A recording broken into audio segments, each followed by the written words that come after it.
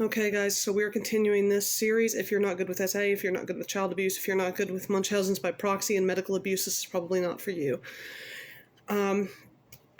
So after this beating that I got, I still have PTSD over this beating. If I hear a belt go through a loop, that sound, or a belt buckle jingling, I go into a panic mode. This was by far the worst beating I ever got, and I had been hit in the face. I had been hit in the face with flash water spatulas. I had been hit. I had been slapped. I had had all of it done, and this was just too much. But apparently my grandmother told him the whole thing later. I never got an apology. I never got ice for my bruises, nothing. But he was so blown away by the accusation. I was evil, I was demon-possessed, I was an evil faggot, all of this other stuff. But he's like, there's no way she's going to your house where she knows she's being watched, and watching a child and watching porn in front of a little boy. So, and I'm telling you this now because no one told me until years later, that he challenged my stepfather and said, show me the dates. The dates that all of this porn was opened were days I wasn't there. They were days he was watching the baby. And he said that I had mechanically figured out how to alter the computer to switch dates. To this day, all I can do on the computer is type. I'm lucky I figured this out. I don't even have a working phone. I have a phone that connects to internet. I don't have a cell phone. I'm no good with technology. And even my grandfather was like, there's no way she could have figured any of that out. So my grandfather working for a bank. My grandfather being literally named Darth Vader in the South for being a troubleshooter, for going to problem areas and destroying any type of internal threat to a bank's security, offered to take my stepfather into the basement of a bank and give him a lie detector test. Now, if he passed, I would be destroyed. I didn't know this was at stake. No one told me until years later. But I would be absolutely destroyed, probably sent to a gay reform school, probably sent to one of those, like Lester Roloff Home for Wayward Children, or one of those where, I know you've never heard of Lester Roloff, Fire and Brimstone preacher. All of his children's centers were shut down because they were beating and starving the children, and I mean beating them. And that's where they wanted to send me. But if my stepfather failed, he would not only have to pay the $400 for the lie detector fee, but that he would have to give me an apology. My stepfather declined and said it wasn't worth it. And yet somehow I was never told that I was right. I was never told I was okay. Nothing. Now keep in mind, I'm still trying to go through school. I'm still being medically abused. I'm still on high-powered drugs that I never should have been on. And I had all these false diagnoses that were not true. People were just throwing darts at a board. I had a neurologist in my grandmother's back pocket that would give her any drug she wanted for me. So you're given Seroquel, 150 milligrams 4 times a day. 4 times a day? You could have given that to Epstein and gotten a normal human being. But when you don't have these types of psychotic effects, it turned me into a mutant. I was either terrified, hallucinating, or I was dead asleep.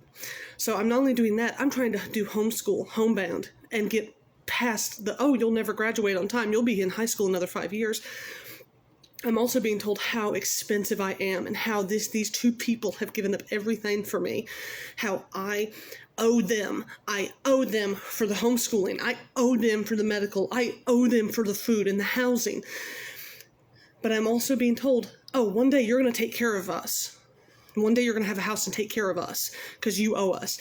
And your mom is probably not going to be able to take care of the younger baby either. So you're probably going to have to take care of both of your older brothers because you are the only person that would be okay to raise them. And by the way, you have to save your sister who's a drug addict, and she's dead, thank God, and your brother who's an alcoholic, and you have to save your other brother who isn't a Christian. Otherwise, you go to hell and they go to hell, and it's your fucking fault. Do you have any idea what that does to a 13-year-old? I can't explain it. I was either 13 or 14. Again, I'm sorry, there are blocks of my memory that are gone from surgeries, medicines, head injuries. But there was always this dog bone in the back where they told me, listen, if you're good, one day we are going to move away from that evil mother of yours. That evil mother of mine, yeah, we're going to move you away from your mom so you can have a normal childhood and be a good kid. And guess what? We're going to move to a farm where you can have animals and be yourself, and you don't have to be this animal, this evil animal we can't stand. But you have to be good. That carrot was dangled in front of me until graduation. So people always wondered, why are you so mean? Why are you so angry? Why? I have to say, I did perfect my Jeremy Irons voice. I was so tunnel visioned with being Scar, with being Kovu, that I couldn't explain it. Not only do you have this incredible music that conveys how you feel and how you think others see you, you have all of the traits that everyone put on these two characters. You're fucked, you're not wanted, you're ugly, you're fucking marked. I mean, I had all of these qualities. And all of this pressure on my back.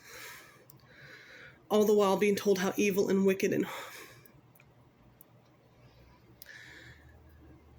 and I started to break very quickly. Because I had to have a job with money, but it couldn't be anything but a teacher or a missionary. But it was about 13, I really started challenging this whole God thing. But I was like, what? Oh, even if I'm thinking there's no God, even if I'm thinking there's no God, then that's a sin too. So I'm doing body modification, if you know what I mean. Trying to pay for penance so whatever evil's in me will get out. I can't remember the old, during the Middle Ages, there was a, and I'm trying to remember, they would drill a hole into somebody's head and let the demon out or whatever. I was basically doing that to myself. So this is a lot. And all the while, I'm trying to get to school. I'm trying to figure this out. And all the while, I'm taking care of my little brother, by the way, during the day.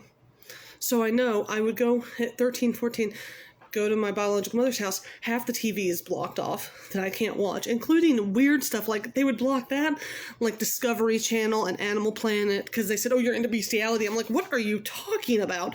Well, we know how you love wolves. Everything in your room is wolves. It's like, yeah, I like the animal, doesn't mean I'm into womp.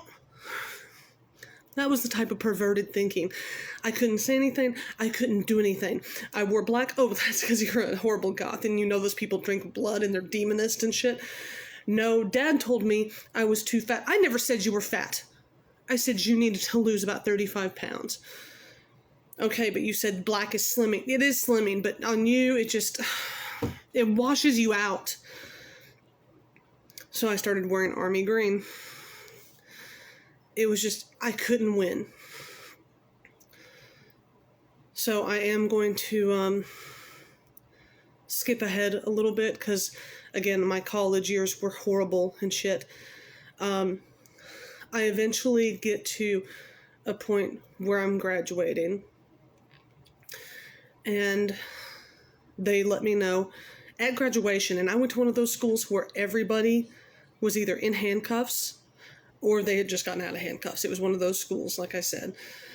And they're like, whatever you do, women had to be in a dress or you couldn't graduate. And women had to be in high heels or they wouldn't graduate. And I have massive feet. My grandparents, when I was born, they said, who is going to want you with these huge feet? Men don't like that. So they put my feet, they had a doctor bind my feet and stick hundreds of needles in them and slice the growth to my feet. And my feet are still boats to this day. My feet are boats. But they did that. They tried to cut off all the growth, and I have really misshapen feet. And they're like, if you're not in high heels, you can't graduate. We get to all that, and I'm in a dress, and I'm feeling horrible. And I walk the stage, and they let me know I've won a scholarship.